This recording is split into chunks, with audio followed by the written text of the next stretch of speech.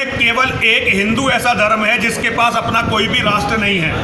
हम 100 करोड़ हैं। दुनिया में मुसलमानों के पास 58 राष्ट्र हैं अपने, ईसाइयों के पास 125 राष्ट्र हैं, बौद्धों के पास 9 देश हैं, यहूदी केवल 80 लाख 90 लाख यहूदियों के पास एक इजराइल है। लेकिन हम 100 करोड़ हैं दुनिया में, हमारा कोई राष्ट्र नहीं है। ये हमारा सबसे बड़ा दुर्भाग्य है। मैं केवल ये मांग रखता हूँ अब सारी दुनिया के सामने कि अब सनातन वैदिक धर्म के मानने वालों के पास अपना एक सनातन वैदिक राष्ट्र होना चाहिए।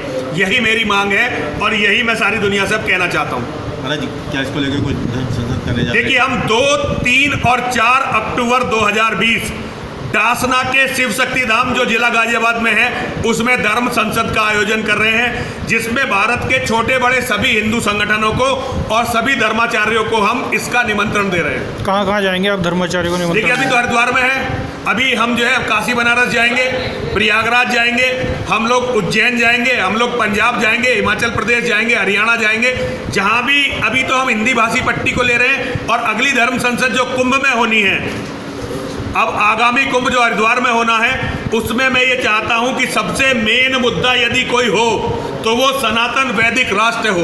और सनातन वैदिक राष्ट्र के मुद्दे को उठाने के लिए हम लोग कुंभ में प्रयास करेंगे और उस समय हम सारे भारत में घूम घूम के लोगों से बात करेंगे और सबको निमंत्रित करेंगे। महाराज जी, आपने एक बात कही कि अगर 2029 में भारत का प्रधानमंत्री मुसलमान होगा, जैसे मुसलमानों की जनसंख्या से आज आसार लग रहे हैं।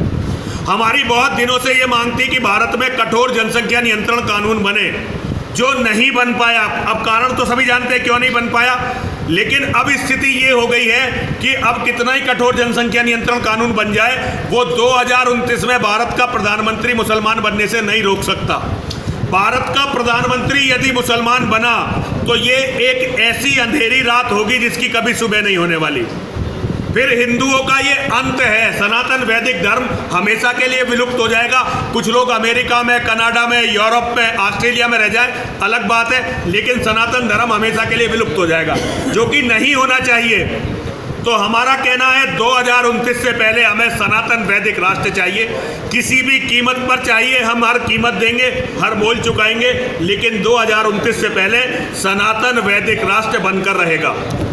सरकार से क्या उम्मीद है आपको? देखिए, सरकार से उम्मीद ये है कि सरकार इस पर ध्यान दे। हिंदुओं की बनाई हुई सरकार है, हिंदुओं के बनाए हुए नेता हैं, केवल हिंदू वोट देता है इन्हें। अगर हिंदू नहीं रहा तो इन्हें तो कोई पूछने वाला रहेगा नहीं। इसीलिए सरकार से मेरा कहना है कि सरकार हमारी मांग पर ध्यान दे और सनातन वैदिक राष्ट्र बनाए। सनातन वैदिक राष्ट्र आज की सबसे बड़ी आवश्यकता है। यदि सनातन धर्म खत्म हुआ तो पूरी दुनिया से मानवता खत्म होगी। यदि भारत इस्लाम के जिहादियों के हाथ में आया तो फिर ना अमेरिका सुरक्षित बचेगा, ना यूरोप सुरक्षित बचेगा, ना कनाडा सुरक्षित बचेगा, ना ऑस्ट्रेलिया सुरक्षित बचेगा, ना दुनिया का कोई हिस्सा सुरक्षित बचेगा।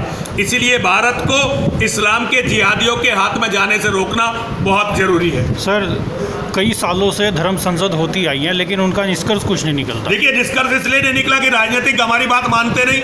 हमने तो आपके सामने इतनी धर्म संसद हरिद्वार में करी है और केवल एक मांग रही है कि जनसंख्या नियंत्रण कानून बने, लेकिन हमारे कहने से सरकारों ने नहीं बनाया। तो मैं नौजवानों से कहना चाहता हूं, नौजवान समझें कि हर चीज भीख में मांगने पर नहीं मिलेगी, कुछ चीजों के लिए लड़ना भी पड़ेगा। सनातन वैदिक राष्ट्र हमारा वो लक्ष्य है जिसके लिए हम किसी भी सीमा तक जाएंगे और लड़ेंगे। बाबा जी, 1 करोड़ रुपए देने हिंदू सन्यासियों का ध्यान सरकार को रखना चाहिए। केवल बड़े साधुओं का, बड़े अखाड़ों का ध्यान रखा जाए, ये गलत है। सबका ध्यान रखना चाहिए और सरकार की ये जिम्मेदारी है।